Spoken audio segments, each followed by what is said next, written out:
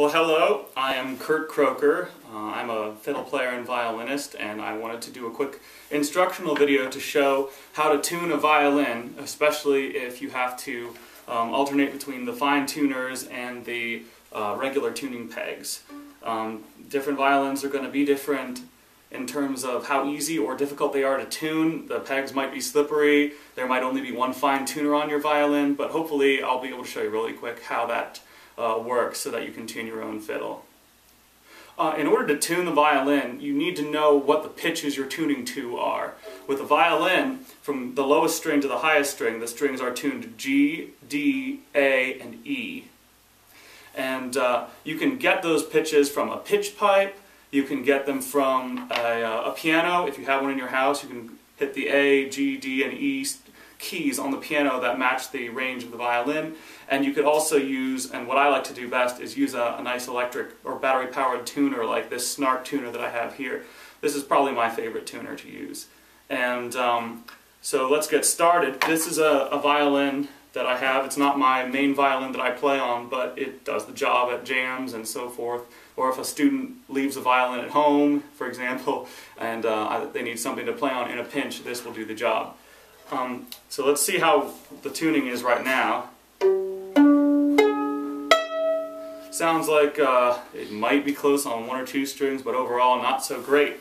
So what I do is, first of all, I want to take my electric tuner, or the piano, or whatever other tuning device you're using, and I want to start with the A string.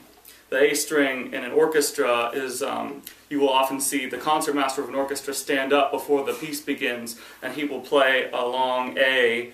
If it's a string orchestra, if it's a major philharmonic orchestra, you might have the oboe tuning the orchestra, but always with an A 440 Hertz, and that's what this tuner is set to by default. So I'm going to take a look, and you can see right here the lights flashing on to show me how close or how far away I am from the pitch, and I'm going to play the A.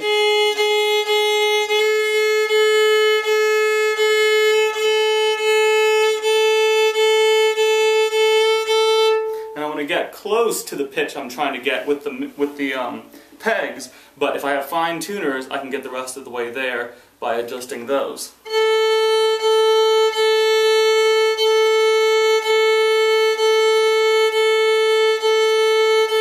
If you look, you can see that I've matched the pitch. And so that's how I got my A in tune. I didn't have to monkey around with the pegs at all because these pegs are actually sticking pretty well. If you have slippery pegs, you can buy peg dope to put on them to make them stick better. And sometimes, though, your pegs and your holes will wear out so much that you need to replace them. But oftentimes, I think the peg dope will do the job. My violin has notoriously bad pegs, or so the luthiers at J.R. Judd Violin Shop tell me. So, and now that I've tuned the A string, I can do the same thing for the other strings using the tuner. For example, I'll tune my D now. Whoop, sounds like my A snaps went down. That's good because that will give me an opportunity to show you how you can deal with some misbehaving pegs. So here's my peg right here. Is my A string peg. When I was tuning it, it popped, and that might have something to do with the weather since it's spring. But it popped down all the way, and what I want to do is to get it to stick. I want to tighten it up, but as I do that, I want to push in on the peg to make that peg, which is shaped in a wedge, stick in the hole better. So,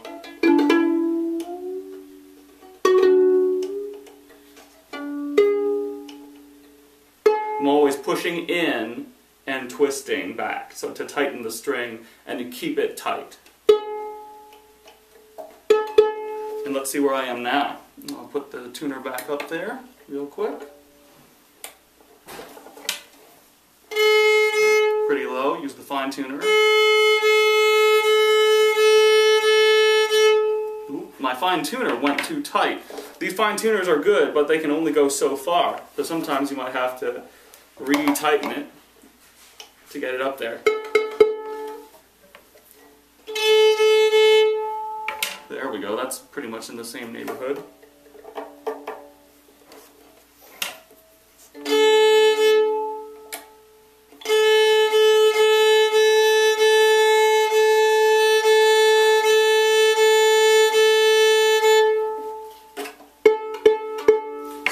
not there.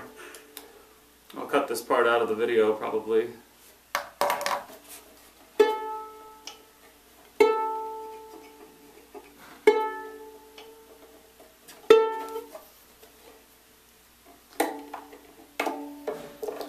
And there we go.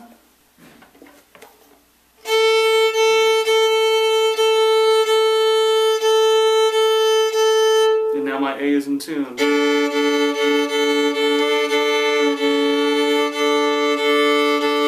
You might notice what I just did was I played the A and the D together. That's because the strings A and D make a fifth, and that's the same for all of the strings of the violin between each other. Like G and D, that's a fifth, D and A, that's a fifth, and A and E is also a fifth. And that interval, those notes together, the distance between them, is one of the easier ones to hear because it's what they call, in theory, a perfect interval. So I'm going to use this A string, which I know is in tune, to tune the other strings. You don't have to do it that way. You can tune every string using the tuner, but as you become a more advanced violinist, you'll want to just tune your A and then use relative tuning to get the rest of the strings in tune.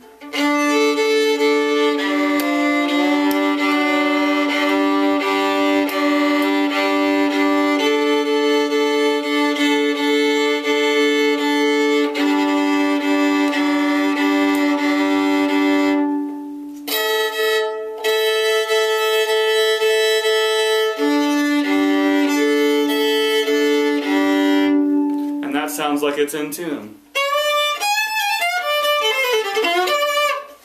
And thank you for watching my video. This is Kurt Croker, signing off.